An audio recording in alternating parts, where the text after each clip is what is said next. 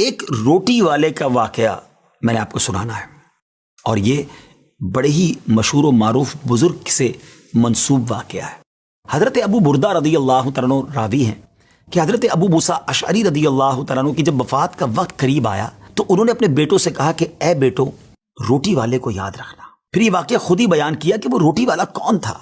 آپ نے کہا کہ ایک شخص تھا جس نے 70 سال اللہ کی عبادت کی، بڑی عبادت کی، مگر 70 سال بعد جب وہ باہر آیا تو شیطان نے اس کو بہکایا اور وہ ایک عورت کے فتنے میں مبتلا ہو گیا۔ 7 دن اور 7 راتیں وہ اس عورت کے ساتھ رہا، غلط کام ہو گئے۔ اب اس کو پھر شرمندگی ہوئی کہ یہ میں نے کیا کیا، 70 سال عبادت کی اور یہ 7 دن اور 7 راتیں میں نے گناہ میں گزار دی۔ بڑا شرمندہ، بڑا نادم، قدم قدم پر سجدے کرتا جاتا، توبہ کرتا جاتا۔ اب چلتے چلتے چلتے ایک مسافر خانے میں پہنچا تو وہاں 12 مسکین لوگ پڑے ہوئے تھے، لیٹے ہوئے تھے۔ اس نے بھی جگہ بنائی اور ان کے درمیان جا کر خود بھی گر کر سو گئے۔ اب رات میں ایک شخص آیا جو ان کو کھانا دیا کرتا تھا، روٹی دیا کرتا تھا۔ ایک ایک کر کے 12 روٹیاں لے کر آیا تو اس کو پتا تھا یہاں 12 مسکین رہتے ہیں۔ ایک ایک کر کے سب کو روٹی دینے لگا۔ وہ شخص جو یہاں آ کر اچانک بیچ میں آ کر لیٹا تھا اس کو بھی وہ مسکین سمجھا اور اس کو بھی روٹی دے دی۔ لیکن ظاہر ہے کہ اگر ترتیب سے روٹی دیتے دیتے آگے آئے تو آخری نمبر والے کو روٹی نہ ملی، کیونکہ یہ تو 13 ہو چکے تھے۔ تو بانٹنے والے سے اس مسکین نے کہا کہ تم نے آج مجھے روٹی کیوں نہیں دی؟ اس نے کہا میں نے تو سب کو ایک ایک روٹی دی، کسی کو 2 نہیں دی۔ کہا تم مجھے روٹی نہیں دے رہے ہو۔ بہرحال وہ ناراض ہو گیا کہ ٹھیک ہے، پھر تم اگر یہ سمجھتے ہو کہ میں بددیانتی کر رہا ہوں تو میں تمہیں کچھ بھی نہیں دوں گا۔ یہ کہہ کر وہ شخص تو چلا گیا، مگر وہ مسکین بیچارہ بھوکا رہ گیا۔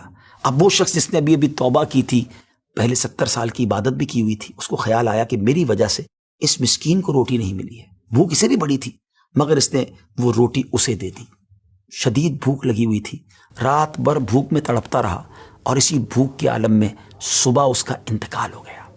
حضرت ابو موسیٰ اشعری رضی اللہ تعالیٰ عنہ فرماتے ہیں کہ جب یہ شخص اللہ کی بارگاہ میں پہنچا نا تو ایک پلڑے میں اس کی 70 سال کی عبادت رکھی گئی اور ایک پلڑے میں وہ 7 دن اور 7 رات کے گناہ رکھے گئے۔